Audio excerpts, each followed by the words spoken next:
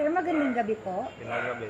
Ako po pala si Evangeline Carino at siya naman po si Miss Menchie Dineros.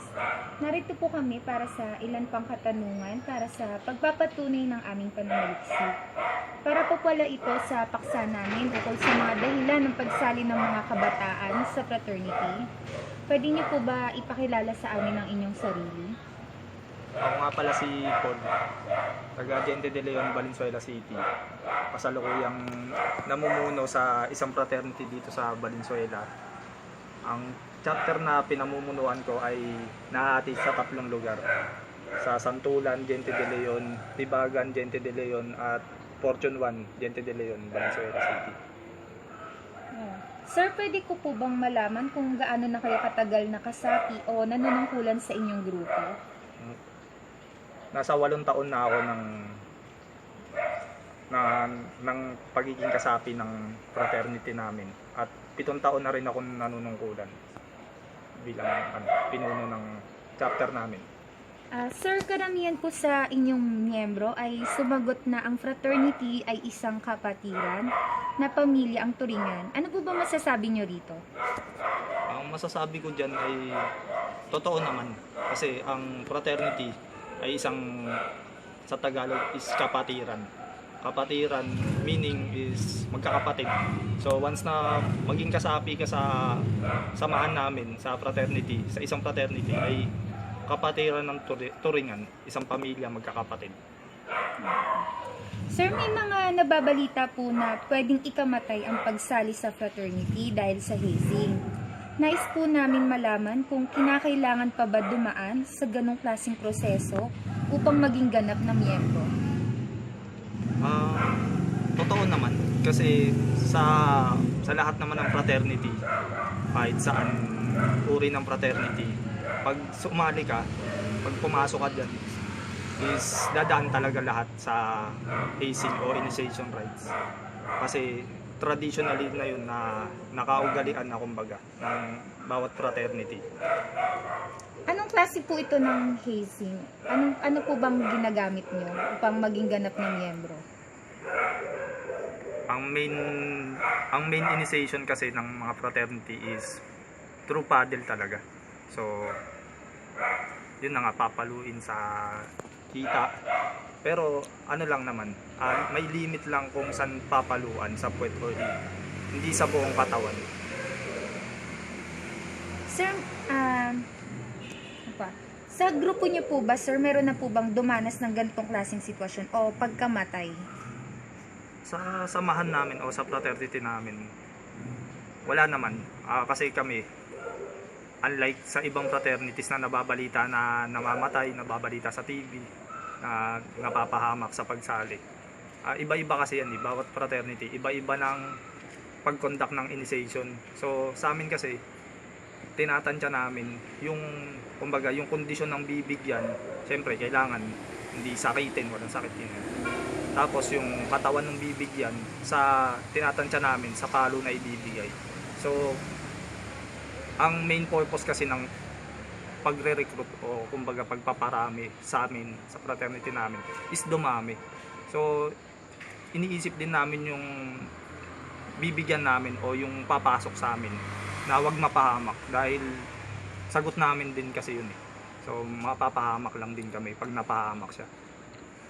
Ito. Sa paanong paraan niyo po ba sila, sir, hinihikayat at patuloy pa rin silang sumasali?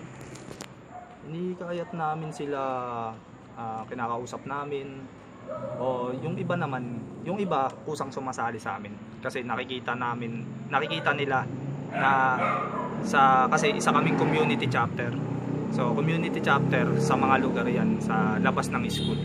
So nagko-conduct kami more on feeding programs. Yun, pag nag-conduct kami ng project sa isang lugar, after ng project, minsan may lalapit sa amin na paano ba sumali dyan sa samahan nyo, paano pumasok. Tapos doon na ino-orient na namin sila, ano lang, to right process lang. Ina-explain namin na pag pumasok ka dito, yun na, belong ka na, ganito nang gagawin mo, makakatulong ka sa komunidad. May tamang edad po ba na dapat lang sumali or wala po kayong pinipiling edad?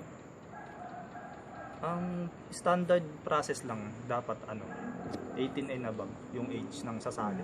Bawal high school. Okay po. Sir, may isa po kaming katanungan sa binigay naming questionnaire sa inyong grupo kung ano ang naging reaksyon ng kanilang mga magulang sa pagsali sa fraternity. Ang dalawang may pantay at pinakamataas na porsyento ay ang mga magulang na nagulat at natuwa. Isa po ba itong patunay na pabor na rito ang mga magulang? Ano po masasabi nyo rito? Sa tingin ko kung bakit yan yung naging kalabasan ng pagsasurvey nyo sa mga fratman na natuwa at sumaya yung mga magulang nila dahil unahin ko na yung nagulat kasi ang iba kasing perception na pag naging fratman ka is yung mga dati kasi is away-away kumbaga. Pero ang main purpose talaga ng pagiging fratman is more on community service, makatulong sa community, ganyan, through projects.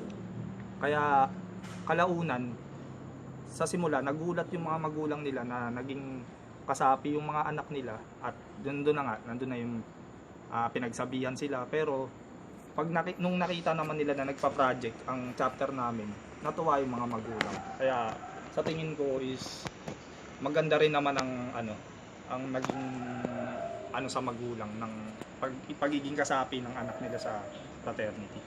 Sir, bukod po sa community service, ano pa po ba yung ibang dahilan kung bakit sumasabli yung ibang miyembro nyo? Sa tingin ko is community service. Kasi meron po iba, koneksyon, para daw magkaroon ng trabaho. Ayun. Iba naman daw kasi para natutulungan sila sa mga oras na kagipitan nila. Yun, nasabi ko kanina is fraternity is kapatiran, pamilya kami dito. So may pondo kami. Okay. Doon sa pondo is papasok yung, kunwari, pag naging member ka, nakakatulong ka na sa community mo. Aside pa doon is may pondo yung fraternity na pag nangailangan ka, nagka-emergency, nagkasakit yung bawat member, may yung pondo nila is parang savings nila, mababalik din sa kanila pag nangailangan sila o kaya yung pamilya nila pag nagkaroon ng emergency sa pamilya nila. Makakatulong din yung fraternity doon. Okay po. Sir, ang huling tanong na lang po ano po ba ang estado ng mga fraternities dito sa Valenzuela natin ngayon po? Sa ngayon, dito sa Valenzuela is mapagmamalaki ko yung mga estado ng fraternity dito sa Valenzuela dahil hindi nakagaya dati na magkita lang sa daan ay nagkakainitan na magkatitigan man lang. Kasi ngayon mini-meeting na kami dito ni Mayor Rex Gatchalian. Nagbuo si Mayor sa munisipyo ng task force, TAFKIP kung tawagin, task force ng mga fraternities and gangs.